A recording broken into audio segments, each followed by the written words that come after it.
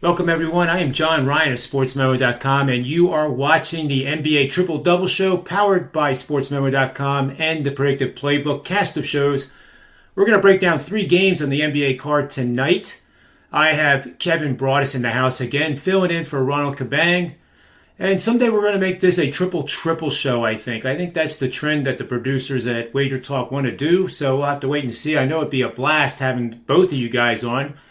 And furthermore, guys and gals, Ronald Cabang and this guy with me, KB, number 1 and number 2 in NBA at SportsMemo.com. Ronald, as you probably remember, was the number 1 guy last year. He's doing quite well again this year. And Kevin is the number 1 guy right now at SportsMemo.com for the season. Not just a week or a day, for the season. Welcome to the show, Kevin, and we're going to get started right away here with the Minnesota Timberwolves traveling to the Magic Kingdom, so to speak, down there in Orlando to play the Orlando Magic. Magic are 15th in the Eastern Conference. Timberwolves are 7th in the Western Conference and really have made a tremendous run to put themselves in solid playoff ground. They are 36-29 against the number for the season, 41-26. I believe that is the highest of any team in the NBA for the over. And the Magic are 31-36 against the number, 33-33 over under. At home, the Magic are just 7-23. Minnesota comes into this game as a 7.5-point road favorite with a total of 233.5 points after opening at 236.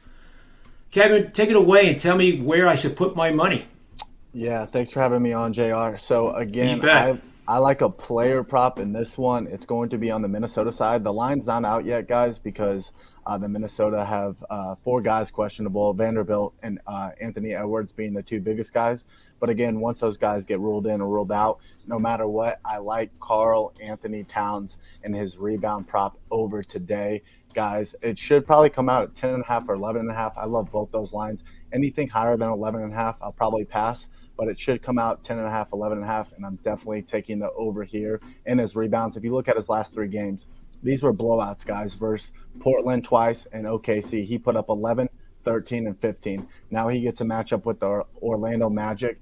And looking at the Orlando Magic, just in their last 30 games versus centers, they're getting torched on points, assists, and rebounds on average in the last 30 games, JR, allowing 17.13 rebounds to opposing centers. This is just a phenomenal spot for our guy, Karl Anthony Towns. And just digging a little deeper, he has played the Magic once. He put up 23 points, 16 rebounds, and 6 assists. This is a smash spot for me, in my opinion. I think he grabs 14 or 15 rebounds here, and that's the way I would look in this one.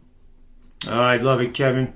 I'm with you on it. And also, I'm definitely probably going to go to the window with Minnesota here. And don't be scared that they are on a 5-0 or 6-0 against the spread run right now. They are a very good team, and they're only getting better. And the fact that KB is on these player props, it just makes me a little bit more bullish on the Timberwolves.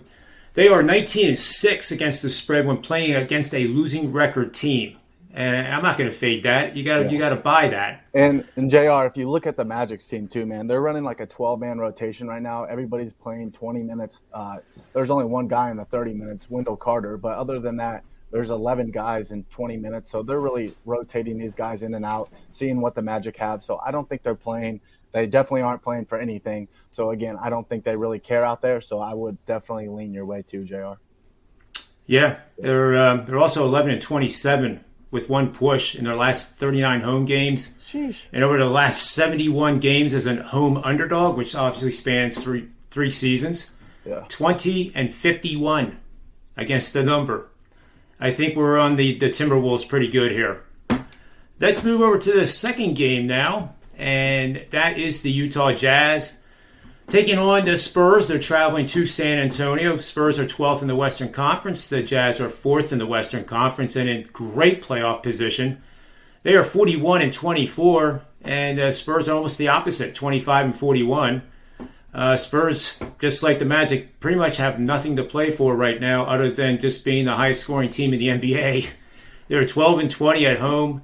On the road, the Jazz are 18-14. The Jazz come into this matchup as kind of a slightly lower than I expected, -6-point road favorite. Total's 229.5 on the open. It's dropped 8 point to 228.5. What do you got for us in this one, Kevin? Yeah, so I think we talked a little bit about this one before the start. I think the Jazz, if you look at both these teams, the Jazz definitely have the better defense. And like we said, the Spurs recently, they ranked 20th in defense efficiency. So it comes down to defense for me in this one. The line's moving the opposite way that I thought it would. But again, I'm looking at a player prop in this one. When you get totals in this 228 range and a Spurs team that's playing no defense, and I look at one guy, and it's definitely Donovan Mitchell, guys. If you look at their last game the Jazz played, they completely routed the Portland Trailblazers. He only played 24 minutes. So, again, I call that a rest day in my opinion. And when you look at Mitchell on 2 days rest this season, he's averaging 30.3 points. His point prop today, John, is at 27.5. And this is just another spot that I get excited talking about because, if you look at what the Spurs are doing versus opposing point guards, it has not been good at all. I'll just pull up the stats real quick. In their last 30 games, they're allowing point guards 33 points on average to opposing point guards. So, again, Donovan Mitchell should go off here. He drives 15.5 times a game, and that will really affect the Spurs here in this one. And one more thing I wanted to mention, Bogdan Bogdanovic is out, guys, and when you take him off the floor this year, you see Donovan Mitchell's usage go up 2.7%. He's averaging 4.77 points more with him out of the game. So, again, 27.5. This line should be 29.5. He gets 30 tonight, and that would be my play in this one, John. I love it. Love the enthusiasm, too, because you make me want to, not walk to the window, but run. Yes, sir. Great stuff. Yes. I also like Utah on the side here. San Antonio's just 1-9 against the number. When facing good shooting three-point teams like the Utah Jazz are, that make an average of 14 or more of those long bombs per game in games played in the second half of each of the last 2 seasons. I love trends that are focused on the second half of the season because the sample size is large and it becomes more meaningful. So I think that the Spurs will be 1-10 against the number after tonight, and I don't see any reason why the Jazz don't win by double digits, especially if Donovan goes off, like you say, and I'm confident that he will. Mm-hmm. Great stuff. The only one thing that would concern me about the Jazz, Bogdan out definitely hurts the Jazz team, so I think that's why we see a little bit of the line movement. But, again, this is a tough spot for the Spurs. The only thing good about them is they're home, so I guess that would be my only thing else I wanted to say on this one. Great stuff. Cool. Now get to the favorite team that I've loved to hate now, and to your point, I wish they would take them off the national schedule. If you're a basketball fan, how is that even fun to watch that dysfunctional unit try to win a game? Yeah, I can come up with so much to do on my Friday night, John, instead of watching the Lakers play on national television. That's for sure.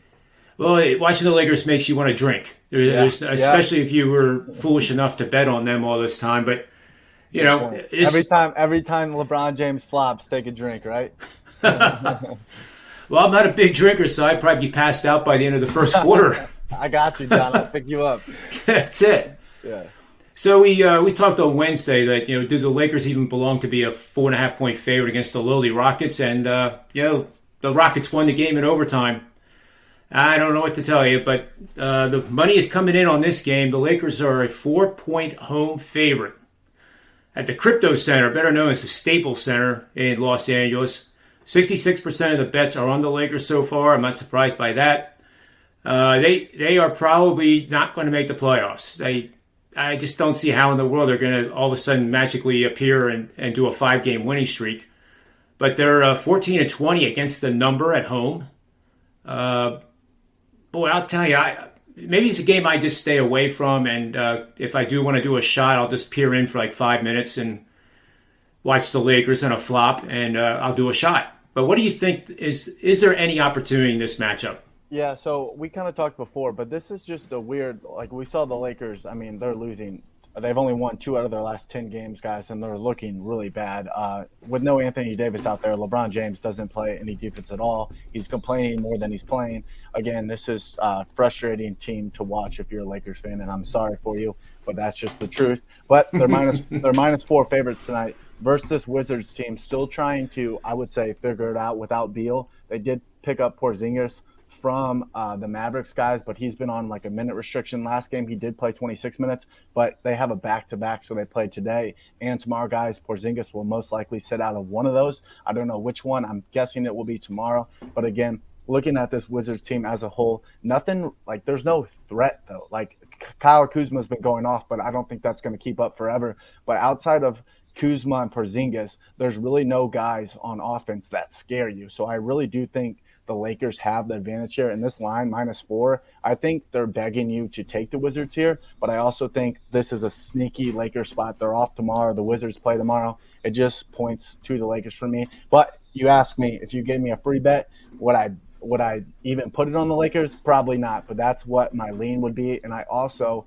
on the other side of the things, the Wizards guys, Caldwell Pope for the Wizards, I like his assist over today. This won't be an official play, but it's definitely a sneaky one. His assist over 2.5 plus 130 at DraftKings. If you look at his last 6 games, 3 assists, 5 assists, 5 assists, 3 assists, 3 assists, 4 assists. Again, he is getting it done. He's playing more minutes, and adding a guy like Porzingis to this team he is a threat. So hopefully Pope decides to dish it to him, dishes it to Kuzma, and he gets those 3 assists that we need tonight. But that would be my lean, John. Oh, I love it. And as you know, I do a lot of in-game betting. And for those that are going to watch this game and have the discipline not to grab a beer and shots because of the quality of it, I do think if you like the Lakers, there's going to be a point in this game where you'll be able to get them at closer to pick them. And I only do this for the first and second quarter because if you just start doing in-game betting the third and fourth, your time to expiration, so to speak, is reduced greatly. You have to be right away, or it's not going to work out. And I think too the total. I favor the over. I'm not going to bet it, but in game, if you could get say like down the low 220s, maybe even 219.5 during the first or second quarter, I think that's probably a pretty good value bet. And when I do this, it's pizza money. I'm not betting 4% on in game. Yeah. So that's just some food for thought there. But there you have it, guys and gals. That's our 3 games today with our number 1 NBA guy at SportsMemo.com. And saying number 1 after you talked about the Lakers is so refreshing. Yeah. So refreshing. Also, John, if you guys, I'll kind of just do my own little pitch right here. But again, make sure you guys check us out on SportsMemo, guys. We're really crushing it over there. And again, me and Cabang have a really good deal. It's a BOGO deal. Buy one, get one. You get my 30-day package in NBA. You get his 30-day package in NBA for free. So just make sure you guys go check that out and take advantage of it. Absolutely. Great stuff. You'd be a fool if you didn't go check it out and get on because it doesn't cost that much per pick. Right. It's like $6 a day, baby. $6 a day. Yep. Yeah. I mean, and that comes out to probably about $2 a pick. Yep. So it doesn't get any better than that. So take advantage of it. Kevin, thanks for your time as always. Thanks, Sean. On behalf of Kevin. Happy Friday, baby. Yep. Oh, you know it. Yep. And I'm going to turn the Players' Championship on right after we're done. There we go. So on behalf of Kevin, myself, SportsMemo.com, remember 2 things. Bet with your head, not over it. And may all the wins continue to be yours.